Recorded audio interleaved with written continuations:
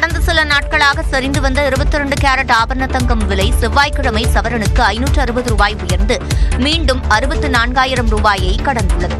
சென்னையில் கடந்த 25ஆம் தேதி சவரன் 64,600 ரூபாயாக இருந்த தங்கம் அடுத்த 4 நாட்களில் சவரனுக்கு 1,080 ரூபாய் குறைந்தது.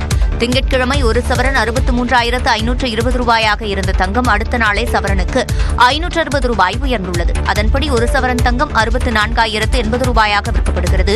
1 கிராம் தங்கம் 70 ரூபாய் உயர்ந்து 8,010 ரூபாயாக உள்ளது.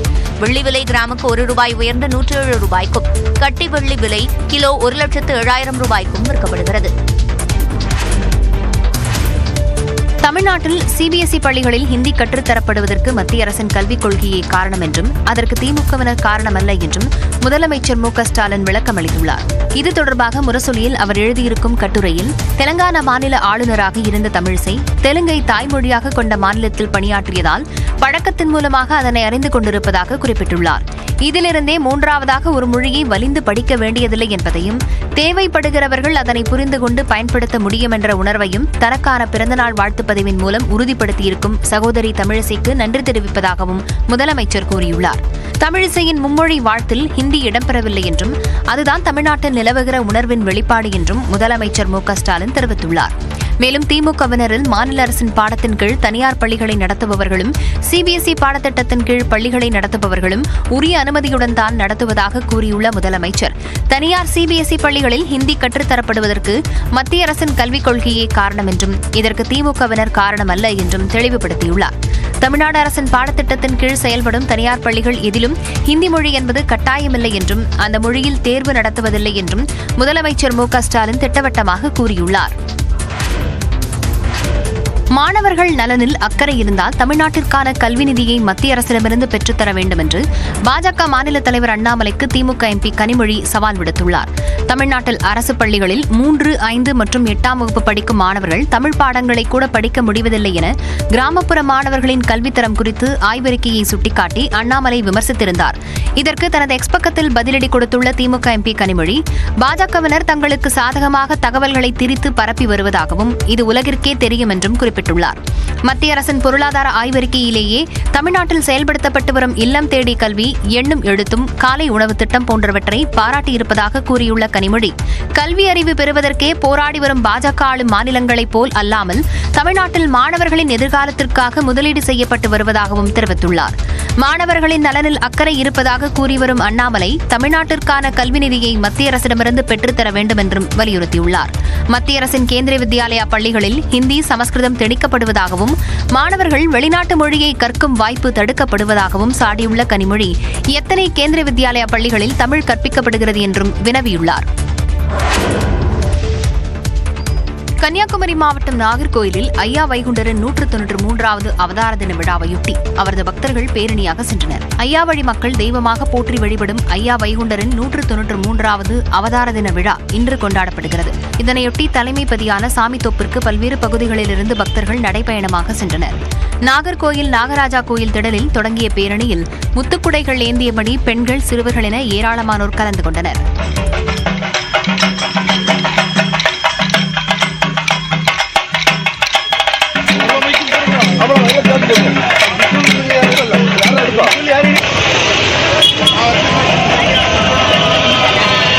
இதேபோன்று தூத்துக்குடி மாவட்டம் திருச்செந்தூர் கடற்கரையில் அமைந்துள்ள ஐயா வைகுண்டர் அவதாரபதியில் அதிகாலை 3 மணி முதல் தாலாட்டு பாடுதல், அபயம் பாடுதல், பள்ளி உணர்த்தல் உள்ளிட்ட பணிவிடைகள் நடைபெற்றன.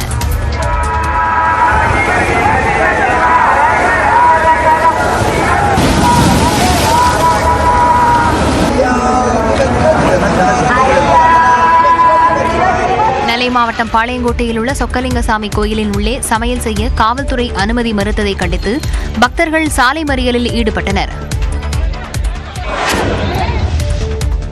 கம்யூனிஸ்டுகளுக்கு சீமான் சான்றிதழ் அளிக்க வேண்டியதில்லை என்று மார்க்சிஸ்ட் கம்யூனிஸ்ட் கட்சியின் மாநில செயலாளர் சண்முகம் தெரிவித்துள்ளார். பல்வேறு மக்கள் பிரச்சனைகளை பட்டியலிட்ட நாம் தமிழர் கட்சியின் தலைமை ஒருங்கிணைப்பாளர் சீமான் இந்த பிரச்சனைகளில் கம்யூனிஸ்டுகள் என்ன செய்தார்கள் என்று கேள்வி எழுப்பியிருந்தார். இதற்கு பதிலளித்துள்ள சண்முகம், சீமான் பட்டியலிட்ட அனைத்து பிரச்சனைகளிலும் மார்க்சிஸ்ட் கம்யூனிஸ்ட் களப்போராட்டம் நடத்தி பலவற்றில் வெற்றி கண்டிருப்பதை நெஞ்சை நிமிர்த்தி சொல்ல முடியும் என்று கூறியுள்ளார். சீமான் கருத்து கந்தசாமியாக வாயில் வடை சுடுவாரே தவிர களத்திற்கு வந்ததில்லை என்பதை பாதிக்கப்பட்ட மக்கள் அறிவார்கள் என்றும் தெரிவித்துள்ளார். கள போராட்டத்திலே நின்று நாங்கள் பலவற்றில் வெற்றி பெற்றிருக்கிறோம் என்பதை என்னால் நெஞ்சை நிமிர்த்தி சொல்ல முடியும். இந்த போராட்டங்கள் நடைபெற்ற காலம் முழுவதும் திரு சீமான் அவர்கள் கருத்து கந்தசாமியாகவும் வாயால் வலை சூடுகிற வேலையை மட்டும் செய்து கொண்டிருந்தாரே தவிர அவர் கள போராட்டத்திற்கு என்றைக்குமே வந்ததில்லை என்பதை சம்பந்தப்பட்ட பிரச்சனையால் பாதிக்கப்பட்டிருக்கிற மக்கள் அறிவார்கள். கம்யூனிஸ்டுகளுக்கு சீமான் போன்றவர்கள் சான்றிதழ் அளிக்க தேவையில்லை என்றும் கம்யூனிஸ்டுகள் என்றாலே போராட்டக்காரர்கள் என்பதை நாடு அறியும் என்று கூறிய சண்முகம், பூனை கண்ணை மூடிக்கொண்டு உலகம் இருண்டு விட்டது என்று பதறுவதைப் போல சீமானின் வாதம் இருப்பதாகவும் விமர்சித்தார். எடப்பாடி பழனிசாமியை தவிர வேறு யாராலும் அதிமுகவை வழிநடத்த முடியாது என்று கொங்குநாடு மக்கள் தேசிய கட்சித் தலைவரும் எம்எல்ஏவுமான ஈஸ்வரன் தெரிவித்துள்ளார். நாமக்கல் மாவட்டம் பள்ளிப்பாளையத்தில் செய்தியாளர்களிடம் பேசிய அவர், அதிமுக உட்கட்சி வழக்கில் எடப்பாடி பழனிசாமி வெற்றி பெற்றிருப்பதாகவும் தொண்டர்கள் அனைவரும் அவர் பக்கம் இருப்பதாகவும் கூறினார். இபிஎஸ் அவர்களை தவிர அந்த கட்சியை யாராவது நடத்த முடியுமா என்பது சந்தேகமாக இருக்கிறது. வெளியில போன சசிகலா அவர்களோ அல்லது டிடிவி அவர்களோ அல்லது ஓபிஎஸ் அவர்களோ மறுபடியும் ஒன்னா சேர்ந்து நடத்தலாம் அப்படின்னு சொன்னா அவங்களுடைய நோக்கமே அந்த ஒன்னா சேர்றது அப்படிங்கிறது இபிஎஸ் நீக்கிறது தான் அதோடைய நோக்கமே. யாருமே நாங்க இபிஎஸ் பொதுச் செயலாளராக ஏத்துக்கிறோம், நாங்க வர்றோம் அப்படின்னு யாருமே இது வரைக்கும் சொல்லலை. அப்படி இருக்கப்ப அதெல்லாம் ஒற்றுமை, அவங்க ஒருங்கிணைப்பு இதெல்லாம் எப்படி சாத்தியமாகும்? பிரசாந்த் கிஷோருக்கு கட்டணம் செலுத்திவிட்டால் முதலமைச்சர் நாற்காலி கிடைக்கும் என தமிழக வெற்றிக் கழகத்தினர் எதிர்பார்ப்பதாகவும், விஜய் முதலமைச்சர் ஆவார் என நினைத்து அவர் பின் செல்பவர்கள் ஏமாந்து போவார்கள் என்றும் ஈஸ்வரன் தெரிவித்தார். மகாராஷ்டிராவில் கொலை வழக்கு ஒன்றில் நெருங்கிய கூட்டாளி கைதான நிலையில் மாநில அமைச்சரான தனஞ்சய் முண்டே தனது பதவியை ராஜினாமா செய்தார். பீட் மாவட்டத்தில் உள்ள மசாஜோ கிராமத்தின் ஊராட்சி மன்ற தலைவராக இருந்த சந்தோஷ் தேஷ்முக் கடந்த ஆண்டு டிசம்பரில் கடத்தி சித்திரவதை செய்து கொல்லப்பட்டார். இந்த வழக்கில் உணவுத்துறை அமைச்சர் தனஞ்சய் முண்டேவின் நெருங்கிய நண்பரான வால்மீக் கரட் உள்ளிட்ட 7 பேர் இதுவரை கைது செய்யப்பட்டனர். அமைச்சரின் மிக நெருங்கிய நண்பர் கைதானதால் கொலையில் அமைச்சருக்கும் தொடர்பு இருக்கலாம் என சந்தேகம் எழுந்தது. அமைச்சர் பதவி விலக வேண்டும் என்று அரசியல் கட்சியினர் அழுத்தம் கொடுத்தனர். கூட்டணி கட்சியான தேசியவாத காங்கிரஸ் எம்எல்ஏவும் அமைச்சருமான தனஞ்சய் முண்டே பதவி விலக முதலமைச்சர் தேவேந்திர பட்னாவிஸ் அறிவுறுத்தியிருந்தார். முதலமைச்சர் பட்னாவிஸின் அறிவுறுத்தலை அடுத்து முண்டே பதவி விலகினார். பதவி விலகல் கடிதத்தை முதலமைச்சர் பட்னாவிஸ் ஏற்றுக்கொண்டார். திருப்பதி திருமலையில் தரிசன டிக்கெட் இருந்தால் மட்டுமே தங்கும் அறைகள் ஒதுக்கீடு செய்யும் நடைமுறை அமலுக்கு வந்துள்ளது.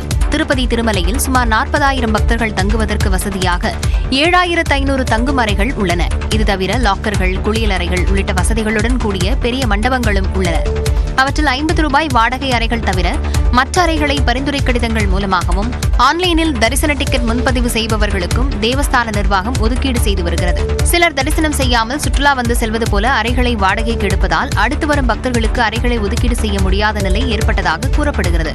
பல ஆண்டுகளாக நீடித்து வந்த இந்த பிரச்சினைக்கு தீர்வு காணும் வகையில் ₹50 கட்டணம் கொண்ட சாதாரண அறைகளை தவிர மற்ற அறைகள் தரிசன டிக்கெட் கொண்டுவரும் பக்தர்களுக்கு மட்டுமே ஒதுக்கீடு செய்யும் தேவஸ்தான நிர்வாகம் தரிசனம் முடிந்ததும் அறைகளை காலி செய்து கொடுக்க பக்தர்களை அறிவுறுத்தியுள்ளது.